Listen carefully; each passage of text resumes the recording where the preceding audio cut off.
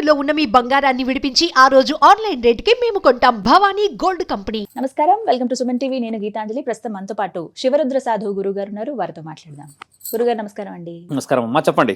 భగవంతుడు నిరాకారుడా సాకారుడా అనే ప్రశ్న చాలా మంది అడుగుతూ ఉంటారు. ఇది చాలా ప్రశ్నలు నేను అడుగుతాను. ముందుగా ఈ ప్రశ్నకి సమాధానం. నిరాకారుడు అనేది సహకారుడు అనేది రెండు విషయాలు.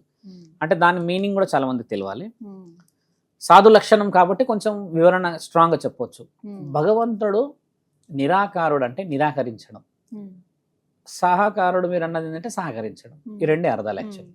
అంటే నిన్ను నిరాకరించడం దేనికని, నువ్వు ఒకవేళ పవిత్రంగా లేకపోతేనా, ఒకవేళ నువ్వు పవిత్రంగా ఉంటే నీకు సహకరించడం. ఈ రెండు ప్రశ్నలు కలియుగంలో పనిచేయవు. ఎందుకంటే రాముడు దేవుడు, శ్రీకృష్ణుడు దేవుడు. వాళ్ళిద్దరు ఏం చేశారంటే ఒక యుగం అంతా అయిపోయినాక వెళ్ళిపోయారు. అంటే వాళ్ళ డ్యూటీ అయిపోయింది, వెళ్ళిపోయారు. సేమ్ యాజ్ ఇట్ ఈస్గా శ్రీకృష్ణుడు జగదక వీరుడు వచ్చి యుగం అయిపోయినాక వెళ్ళిపోయాడు. అంటే వాళ్ళు వెళ్ళిపోవడానికి మాత్రమే వచ్చారు. మీరు అడిగిన సహకారం నిరాకారం ఏంటంటే, ఈ కలియుగంలో మనం ఏదైతే రాయిని పూజిస్తామో అది శాశ్వతం. ఆయన పోవడానికి రాలేడు, ఉండడానికి వచ్చాడు ఇక్కడికి. ఆయన ఉండడిస్తున్నామా మనం? కొడుతున్నాం, తిడుతున్నాం, తంతున్నాం, ఏదో అవహేళన, తక్కువ అంచనా, నువ్వేంది నేనేంది ఎన్ని చేసిన వాడు నిన్ను ఏ విధంగా సహకరించాలి ఒక విషయం. రెండో విషయం, నిన్ను ఏ విధంగా నిరాకరించుకొని నిన్ను ఏ విధంగా ఈ విధంగా ఇలా ఉండని చెప్పడానికి ఏం చేసావని. నువ్వు కుటుంబాల విలువలు లేవు, దేవుడి విలువ లేదు, సమాజం విలువ లేదు, మంచి చెడు ఆడపిల్లలు చిన్నపిల్లలు యువతి యువకులకు విచక్షణ, ఇన్ని విలువలేని దగ్గర నేను ఏ విధమైన సహకరణ దేవుడు చేయాలి? దేవుడు ఎక్కడ సహకరణ నీకు చేస్తున్నాడు ఇప్పుడు తెలుసా అమ్మ? నీ తప్పు మీద తప్పు, తప్పు మీద తప్పు, తప్పు మీద తప్పు చేస్తూనే ఉన్నావు కదా. అన్ని చేసినాక కూడా నువ్వు వచ్చి క్షమించడున్నావు కదా, అక్కడ చేస్తున్నాడు నీకు సహకరణ. మళ్ళీ నిన్ను బయటేస్తున్నాడు. మనోళ్ళు ఏమనుకుంటారు అంటే, బయట వేసినప్పుడల్లా తప్పే చేస్తున్నానే కానీ నన్ను నిరాకరిస్తున్నాడేమో, నన్ను మార్చుకోవడానికి అయినా నన్ను తిరస్కరించి సహకరించే విధంగా ఒక వే ఇచ్చాడేమో అని చెప్పే గురువులు లేరు ఇక్కడ. ఇందాకే మనం మాట్లాడుకున్న వర్డ్, ఒక వ్యక్తి ఒక విగ్రహాన్ని పెట్టాడు అనుకో తల్లి, ఒక గుడియో ఒక గోపురమో పవిత్రత సంపాదించేశాడు. మొత్తం లక్షల మంది తండోపతండాలుగా వచ్చారు అనుకున్నాం. అక్కడ లక్షల మంది తండోపతండాలుగా మారి లక్షల మందిని మార్చుకోగలగడమే భగవంతుడి సహకారం. ఇక్కడ మారుతుందల్లా ఏమిటి? ఆ గుడి, ఆ ఆశ్రమం, అందులో ఉన్న చెట్లు పొట్లు ఇంకా అన్ని పెరుగుతున్నాయి. మరి ఇక్కడ లోక కళ్యాణం ఎక్కడ జరుగుతుంది? తక్కువ శాతంగా కనబడుతుంది. మీరు అడిగిన సహకరణ నిరాకరణ ఏంటంటమ్మా, నిన్ను నిరాకరిస్తున్న దగ్గర డబ్బు బాగా కలుగుతుంది. గమనించాల్సిన విషయం. ఎందుకంటే నువ్వు తప్పుల్లో ఆయనకి చిక్కేంత వరకు ఆయన వేసే వ్యూహం ఇది. అది గమనించాల్సిన అవసరం. మాయ ఇప్పుడు పుట్టించింది చేసింది అన్ని అని శివుడే అని చెప్పాను. ఆయన్నే కాబట్టి ఆయనకు తెలియదు దానికి ఏమి ఇయ్యాలో.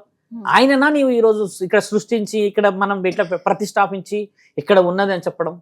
ఇందులో భగవంతుడి సహకారం ఏంటంటమ్మా, ఒక గురువు మనకి ఇచ్చే ఆ గురు ఉపదేశం సందేశం ఏదైతే ఉంటుందో దాని వల్ల భగవంతుడు నీ నాలుకకి సహకరణ ఇస్తాడు. దానివల్ల వందల మందిని మార్చు.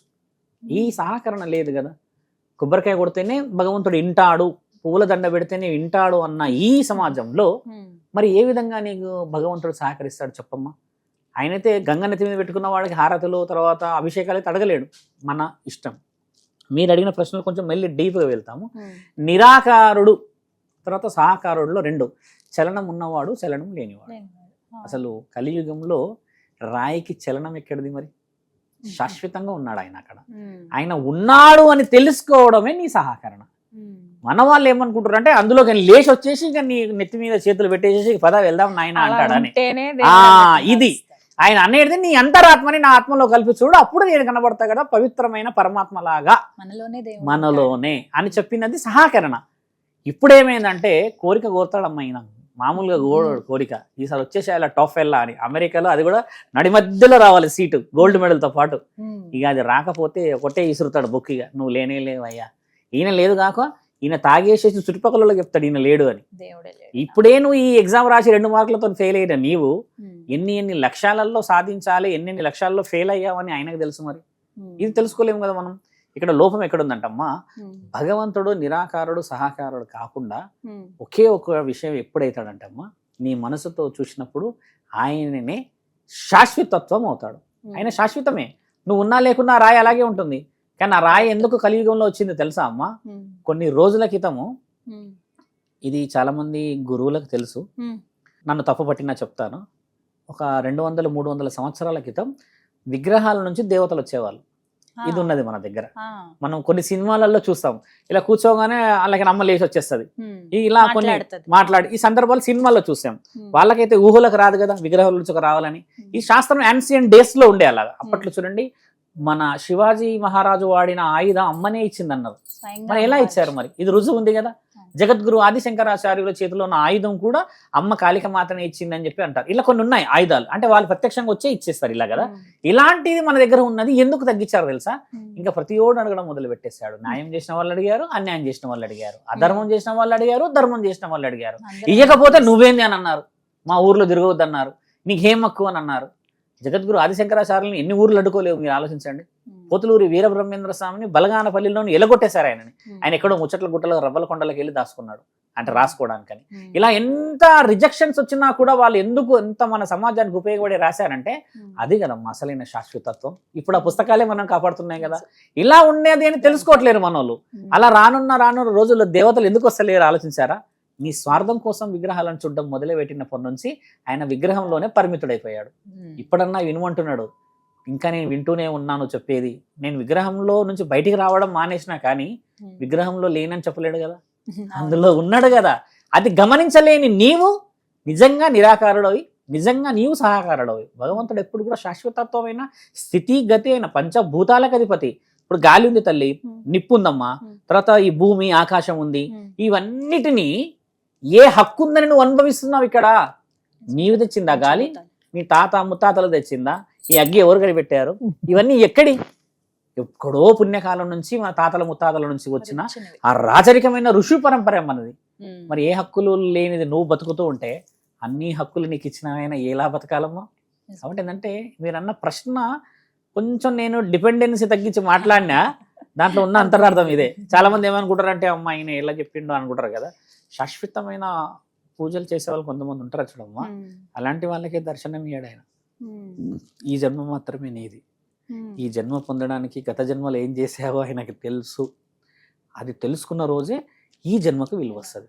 చాలా మంది ఏమంటారు తెలుసా, మేము బాగానే ఉన్నాంగా, మా అమ్మ బాగానే కన్నది కదా, మా నాన్న బాగానే కన్నారు, మాకెందుకు దర్శనం అయితే లేదంటారు. ఎన్ని ఉన్నాయి లైవ్ ఎగ్జాంపుల్. ఇప్పుడు ముఖేష్ అంబానీ కొడుకు ఆయన గారు ఉన్నారు కదా, కొంచెం బొద్దుగా ఉంటాడు. ఏ పాపం చేశాడని ఆయన గారికి అలా పుట్టాడు? పుణ్యం చేసిన వాళ్ళే కదా వాళ్ళు, బాగా లక్షల కోట్లు ఉన్న వాళ్ళే కదా. గాలి ఈసరికరతో కొట్టుకుంటారంట వాళ్ళు. కేవలం ఆ అబ్బాయిని అలా కనిపెట్టేశారు అంతే. ఉన్నాడంటే ఆయన నన్ను కలిసి చూడడానికి మాత్రమే పెట్టుకున్నట్టు ఉన్నాడు ఇప్పుడు అంతే అమ్మ. భగవంతుడు తెలివి చూసారా? అట్లాంటి ఉన్న దగ్గర ఆయనకి ఒక పవర్ లాగా ఒట్టించుకోవాలి. చూడండి, అట్లాంటి వ్యక్తుల్నే ఆయన కంట్రోల్ చేసేసుకుంటున్నాడంటే సహజ సిద్ధమైన జీవితాలు కూడా పరమాత్ముడియే కదమ్మా. ఇది మీరు అన్న కొంచెం లోతైన ఆలోచన అమ్మా. తెలుసుకోవాలి ఇది అందరూ, తెలుసుకోవాల్సిన విషయం చాలా ఉంది, ఇంకా చాలా చేయాలి మనము. చాలా చక్కగా వివరించారు గురుగారు. నమస్కారం. నమస్కారం అమ్మా.